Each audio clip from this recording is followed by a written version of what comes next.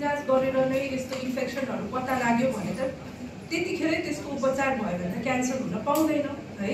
त्यसै कारण यो पानी जाँचको इम्पोर्टेन्स चाहिँ एकदमै छ।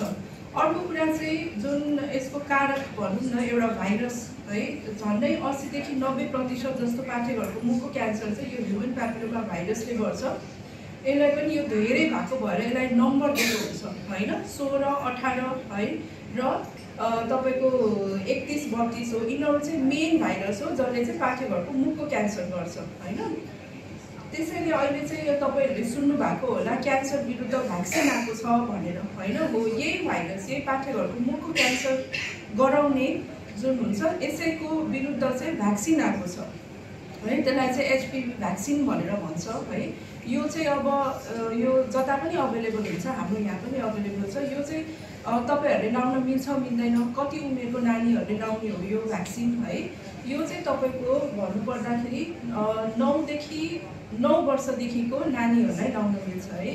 9 देखि 13 वर्षसम्मको नानीहरूले चाहिँ 2टा डोज लाउनुपर्छ।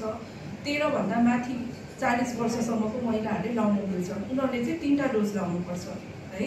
यो लगायो भने के अब हुँदै हुँदैन त क्यान्सर भन्ने अब एउटा प्रश्न हुन्छ तपाईहरुको। लायो भने चाहिँ अब युजुअली यङ जसको बिहे भए हुँदैन, जो सेक्सुअली एक्टिभ भइसकेको हुँदैन है, उनीहरूलाई चाहिँ एकदम इफेक्टिभ हुन्छ। झन्डै 70-80% प्रिभेन्ट गर्छ, भोलिको दिनमा क्यान्सर हुन दिँदैन है।